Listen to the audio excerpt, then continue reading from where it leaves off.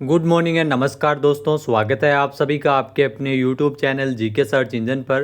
तो दोस्तों आज है 18 नवंबर और 18 नवंबर से रिलेटेड राजस्थान करंट अफेयर्स के जितने भी इंपॉर्टेंट क्वेश्चन हैं उन सभी को हम इस वीडियो में डिस्कस करने वाले हैं।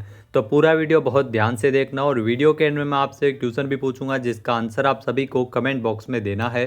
कल के वीडियो में मैंने आपसे एक क्वेश्चन पूछा था जो था देश का पहला संयुक्त विधि एवं प्रौद्योगिकी केंद्र कहाँ स्थापित किया जाएगा। तो इसकी स्थापना जोधपुर में की जाएगी, यानी कि बी ऑप्शन यहाँ पर बिल्कुल सही था। जिन दोस्तों ने बी ऑप्शन कमेंट बॉक्स में सही जवाब दिया था उनको हार्दिक शुभकामनाएं। तो भारत में विधि और उभरती हुई प्रौद्योगिकियों के बीच सेतु निर्माण के प्रयासों में एक नई दिशा देने के लिए भारतीय प्रौद्योगिकी संस्थान जोधपुर और राष्ट्रीय विधि विश्वविद्यालय जोधपुर ने एक समझौता किया है। इस समझौते के तहत देश का पहला संयुक्त विधि एवं प्रौद्योगिकी केंद्र जो कि स्थापित किया जाएगा जोधपुर में। यह समझौता 12 नवंबर को आईआईटी जोधपुर के निदेशक डॉक्टर अविनाश कुमार अग्रवाल और एनएलयू जोधपुर की कुलपति प्रोफेसर हरप्रीत कौर के द्वारा हस्ताक्षरित किया गया। यह सहयोग कानून और प्रौद्योगिकी के बीच विकसित होने वाले संबंधों पर अंतर विषयक शिक्षा, अनुसंधान और नीति संवाद के लिए अग्रणी मंच के रूप में कार्य करेगा। तो चलिए शुरू करते हैं, लेकिन उससे पहले कल के 5 क्वेश्चन का रिवीजन। तो कल के 5 महत्वपूर्ण क्वेश्चन थे। राजस्थानी भाषा के लिए साहित्य अकादमी बाल साहित्य पुरस्कार 2025 किसे प्रदान किया गया है। तो ये पुरस्कार भोगीलाल पाटीदार को मिला है। नेक्स्ट है प्रवासी राजस्थानी दिवस 10 दिसंबर के क्रम में आयोजित होने वाले प्री समिट 27 नवंबर को कहाँ आयोजित की जा रही है। तो जयपुर में इसका आयोजन होगा।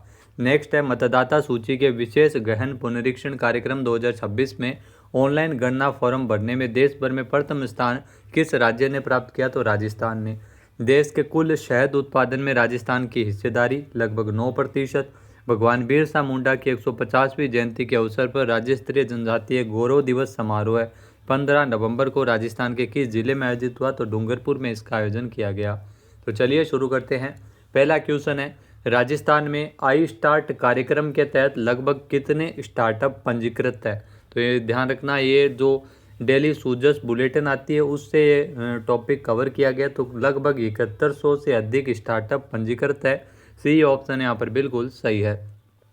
आइए जानते हैं इंपॉर्टेंट फैक्ट्स। तो सूचना प्रौद्योगिकी और संचार विभाग राजस्थान में नवाचार को बढ़ावा देने के लिए आई स्टार्ट कार्यक्रम संचालित कर रहा है। राज्य सरकार के द्वारा आई स्टार्ट पोर्टल प्लेटफॉर्म का संचालन और प्रबंधन किया जा रहा है, जिससे यह देश के सबसे बड़े स्टार्टअप्स इकोसिस्टम में से एक बन गया है। स्टार्टअप्स को मान्यता, उन्नयन, कौशल विकास और प्रोत्साहन फंडिंग आई स्टार्ट प्लेटफॉर्म से ही मिल रही है। आई स्टार्ट जो प्लेटफॉर्म पर स्टार्टअप से संबंधित सभी जानकारी एक ही स्थान पर उपलब्ध करवाने के लिए ये पोर्टल भी तैयार किया गया है। आई स्टार्ट पोर्टल सभी प्रोत्साहनों के लिए एक वन स्टॉप गेटवे के रूप में कार्य कर रहा है। 2025 तक राजस्थान में आई स्टार्ट कार्यक्रम के तहत 7100 से ज़्यादा स्टार्टअप पंजीकृत है, जिन्हें 1000 करोड़ रुपए से अधिक का निवेश मिल चुका है, जिससे प्रदेश में 42,500 से अधिक रोजगार सर्जित हुए हैं। राज्य सरकार ने स्टार्टअप्स को आइडिया और प्रोटोटाइप चरण में 2,40,000 रुपये तक की वित्तीय सहायता, महिला स्टार्टअप्स के लिए 3 लाख रुपये सहायता राशि दी जा रही है। इसके अलावा दोस्तों नेक्स्ट क्वेश्चन है राजस्थान में 17 नवंबर को सरदार @150 यूनिटी मार्च का आयोजन है वो किस संस्था के द्वारा किया गया। यहाँ दोस्तों ये माई युवा भारत संस्था के द्वारा इस मार्च का आयोजन किया गया था, यूनिटी मार्च। बी ऑप्शन यहाँ पर बिल्कुल सही है। आइए जानते हैं इंपॉर्टेंट फैक्ट्स। तो दोस्तों राजस्थान में सरदार वल्लभ भाई पटेल की 150वीं जयंती के अवसर पर आयोजित किए जा रहे कार्यक्रमों की श्रृंखला में 17 नवंबर को सरदार @150 यूनिटी मार्च है वो निकाली गई। माई युवा भारत की ओर से किसान भवन से स्वामी केशवानंद राजस्थान कृषि विश्वविद्यालय बीकानेर में यूनिटी मार्च का नेतृत्व है केंद्रीय कानून मंत्री अर्जुन राम मेघवाल ने किया था। पूरे मार्ग पैदल चलकर देश की एकता और अखंडता का संदेश दिया था। पीएम मोदी की पहल पर सरदार पटेल के 150वें जन्म जयंती वर्ष पर 31 अक्टूबर से देश भर में अलग अलग कार्यक्रमों का आयोजन किया जा रहा है। अगला क्वेश्चन है राजस्थान में मदर टेरेसा समर्पण समाज गौरव 2025 अवार्ड से किसे सम्मानित किया गया है। तो यह पुरस्कार मिला है निर्मला रावत को। सी ऑप्शन यहाँ पर बिल्कुल सही है। आइए जानते हैं इंपॉर्टेंट फैक्ट्स। तो दोस्तों विश्व पैरा थ्रोबॉल महासंघ की जो अध्यक्षा है निर्मला रावत, ये राजस्थान से और इनको मदर टेरेसा समर्पण समाज गौरव अवार्ड 2025 से नवाजा गया है। उनको यह पुरस्कार दुर्गापुरा स्थित राज्य कृषि प्रबंध संस्थान जयपुर के श्याम ऑडिटोरियम में हुए 10वें राष्ट्रीय स्तरीय समर्पण समाज गौरव अवार्ड 2025 में प्रदान किया गया था। राजस्थान पैरा थ्रोबॉल एसोसिएशन के अध्यक्ष कृष्ण कुमावत और भारतीय पैरा थ्रोबॉल महासंघ के अध्यक्ष डॉक्टर एल्बर्ट की अनुशंसा पर विश्व पैरा थ्रोबॉल महासंघ की अध्यक्ष के रूप में जयपुर शहर की निर्मला रावत को चुना गया था। अगला क्वेश्चन है, साहित्य और खेल के क्षेत्र में विशेष योगदान के लिए rotary international young achiever award किसे प्रदान किया गया है? तो यह पुरस्कार प्रदान किया गया है भाविनी भार्गव को, जो कि जयपुर से है। बी ऑप्शन यहाँ पर बिल्कुल सही है। आइए जानते हैं इंपॉर्टेंट फैक्ट्स।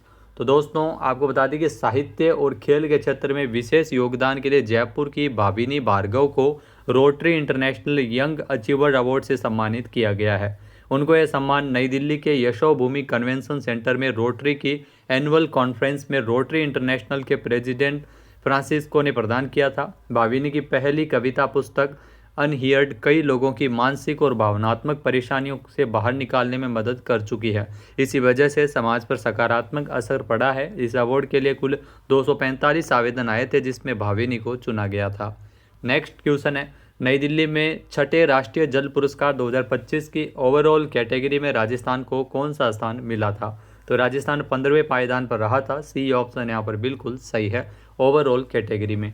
आइए जानते हैं इंपॉर्टेंट फैक्ट्स। तो दोस्तों जल संचयन और जन भागीदारी में उत्कृष्ट प्रदर्शन के लिए राजस्थान का चयन देश भर के 3 सर्वश्रेष्ठ राज्यों में तृतीय श्रेणी में किया गया था, तीसरी श्रेणी में किया गया था। पुरस्कार समारोह 18 नवंबर को विज्ञान भवन नई दिल्ली में आयोजित हुए। वहीं छठे राष्ट्रीय जल पुरस्कार 2025 में राजस्थान को 15वां स्थान ओवरऑल कैटेगरी में मिला था। सर्वश्रेष्ठ राज्यों में प्रथम स्थान महाराष्ट्र को और गुजरात को दूसरा और हरियाणा तीसरे स्थान पर था। साल 2024 के लिए छठे राष्ट्रीय जल पुरस्कारों के लिए संयुक्त विजेताओं सहित कुल 46 विजेताओं के पुरस्कारों की घोषणा की गई थी। नेक्स्ट है, एटॉमिक एनर्जी रेगुलेटरी बोर्ड ने Mahi Banswara Rajasthan atomic power project में कितने परमाणु रिएक्टर स्थापित करने की मंजूरी प्रदान की है? तो 4 रिएक्टर स्थापित करने को लेकर मंजूरी प्रदान की गई थी। सी ऑप्शन यहाँ पर बिल्कुल सही है। आइए जानते हैं इंपॉर्टेंट फैक्ट्स। तो एटॉमिक एनर्जी रेगुलेटरी बोर्ड ने Mahi Banswara Rajasthan atomic power project में 4 परमाणु रिएक्टर स्थापित करने को लेकर मंजूरी प्रदान की है। इस परियोजना को लेकर सरकार और nuclear power corporation of India limited पहले से योजना बना चुकी है। मंजूरी मिलने के बाद अब ये भारत की ऊर्जा जरूरतों को पूरा करने में अहम भूमिका निभाएगा। बांसवाड़ा साइट राजस्थान की दूसरी न्यूक्लियर साइट होगी और इसमें 700 मेगावाट के 4 परमाणु रिएक्टर स्थापित होंगे, जो अगले 10 साल में यहाँ 2800 मेगावाट बिजली बनने लगेगी। नेक्स्ट क्वेश्चन है, भारत के किस राज्य के सरकारी स्कूलों में हेल्थ क्लब का गठन किया जाएगा? तो यहाँ दोस्तों हेल्थ क्लब का गठन है वो राजस्थान में होगा। सी ऑप्शन यहाँ पर बिल्कुल सही है। आइए जानते हैं इंपॉर्टेंट फैक्ट्स। तो दोस्तों राजस्थान शिक्षा विभाग ने एक और नवाचार किया है। प्रदेश के बच्चों को फास्ट फूड जंक फूड से दूर करने के लिए स्कूलों में जागरूकता प्रोग्राम शुरू करने जा रहा है। प्रदेश के बच्चों को फास्ट फूड से होने वाले दुष्प्रभावों के लिए जागरूक किया जा रहा है। इसके लिए प्रदेश के सरकारी स्कूलों में हेल्थ क्लब का गठन किया जाएगा। ये हेल्थ क्लब स्कूली बच्चों के जो स्वास्थ्य के लिए जागरूक करेंगे, फास्ट फूड से होने वाले स्वास्थ्य नुकसान की जानकारी भी देगा। 15 सदस्यों को इसमें हेल्थ क्लब में शामिल किया जाएगा और एक शिक्षक को इसमें नोडल अधिकारी नियुक्त किया जाएगा। नेक्स्ट क्वेश्चन है, हाल ही में राजस्थान में कंज्यूमर केयर अभियान कब चलाया गया है? तो राजस्थान में कंज्यूमर केयर अभियान जो कि राजस्थान में 13 से लेकर 19 अक्टूबर तक चलाया गया था। सी ऑप्शन यहाँ पर बिल्कुल सही है। आइए जानते हैं इंपॉर्टेंट फैक्ट्स। तो राजस्थान में कंज्यूमर केयर अभियान जो कि 13 अक्टूबर से लेकर 19 अक्टूबर तक चलाया गया था। इस अभियान का उद्देश्य व्यापारियों को उपभोक्ताओं के जो व्यापक हित में सही माप तोल करने के लिए प्रेरित करने के साथ उपभोक्ताओं को उनके मूल अधिकारों के बारे में सूचित किए जाने तथा उपभोक्ता हितों का संरक्षण करना था। किसी प्रकार की सेवा एवं वस्तुएं जो कि राशि देकर प्राप्त की गई है, उन सेवाओं और वस्तुओं की शुद्धता, गुणवत्ता, मानक, मात्रा, सही मापतोल उपभोक्ता का विधिक अधिकार है और इन अधिकारों के उल्लंघन पर उपभोक्ता मामले विभाग को शिकायत कर सकता है। नेक्स्ट है, उपराष्ट्रपति श्री CP राधाकृष्णन ने मनोरमा न्यूज़ मेकर अवार्ड 2024 किसे प्रदान किया गया? तो यहाँ दोस्तों ये पुरस्कार प्रदान किया गया था जो सुरेश गोपी को। सी ऑप्शन यहाँ पर बिल्कुल सही है। आइए जानते हैं इंपॉर्टेंट फैक्ट्स। तो उपराष्ट्रपति भारत के डॉक्टर CP राधाकृष्णन, इन्होंने नई दिल्ली में केंद्रीय राज्य मंत्री श्री सुरेश गोपी को मनोरमा न्यूज़ मेकर पुरस्कार 2024 प्रदान किया गया। भारत के उपराष्ट्रपति श्री CP राधाकृष्णन नई दिल्ली में आयोजित मनोरमा न्यूज़ मेकर अवार्ड 2024 समारोह में मुख्य अतिथि के तौर पर शामिल हुए थे। उन्होंने यह प्रतिष्ठित पुरस्कार केंद्रीय पर्यटन एवं पेट्रोलियम और प्राकृतिक गैस राज्य मंत्री प्रख्यात फिल्म अभिनेता श्री सुरेश गोपी को प्रदान किया था। नेक्स्ट, हाल ही में भारत के पहले रिवर टर्मिनल का उद्घाटन गुवाहाटी में किस नदी पर किया गया है? तो भारत का जो पहला रिवर टर्मिनल जिसका उद्घाटन है वो गुवाहाटी में ब्रह्मपुत्र नदी पर किया गया है, यानी कि सी ऑप्शन यहाँ पर बिल्कुल सही है। आइए जानते हैं इंपॉर्टेंट फैक्ट्स। तो भारत के पहले रिवर टर्मिनल का गुवाहाटी में उद्घाटन किया गया है। केंद्रीय वित्त मंत्री निर्मला सीतारमण ने असम के गुवाहाटी में ब्रह्मपुत्र नदी पर एक नदी टर्मिनल का उद्घाटन किया, जिसे भारत में अपनी तरह का पहला टर्मिनल बताया जा रहा है। गेटवे ऑफ गुवाहाटी टर्मिनल और जेट्टी जिसका उद्घाटन किया गया है, जो यहाँ असम अंतर्देशीय जल परिवहन विकास सोसाइटी के द्वारा 304.95 करोड़ रुपए की लागत से निर्मित एक कार्यात्मक फ्लोटिंग टर्मिनल है। उन्होंने गुवाहाटी में ब्रह्मपुत्र रिवर फ्रंट का भी उद्घाटन किया, जो कि गुवाहाटी स्मार्ट सिटी परियोजना का एक हिस्सा है। अब बात करते हैं आज के हमारे क्विज के, जिसका आंसर आप सभी को कमेंट बॉक्स में देना है। तो आज का क्विज है, राजस्थानी भाषा के लिए साहित्य अकादमी बाल साहित्य पुरस्कार 2025 से किसे नवाजा गया है? एक बार फिर से सुनिएगा, हाल ही में राजस्थानी भाषा के लिए साहित्य अकादमी बाल साहित्य पुरस्कार 2025 से किसे नवाजा गया है? सही आंसर आपको कमेंट बॉक्स में देना है। और अगर ये वीडियो आपको पसंद आए तो इसे आप लाइक और शेयर करना बिल्कुल ना भूलिएगा।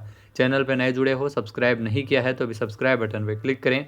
इस वीडियो की जो PDF फाइल है वो आप वीडियो के डिस्क्रिप्शन बॉक्स से डाउनलोड कर सकते हैं। क्वेश्चन आंसर आप वोट करके भी कर सकते हैं। वीडियो देखने के लिए धन्यवाद। जय हिंद, जय भारत, जय राजस्थान।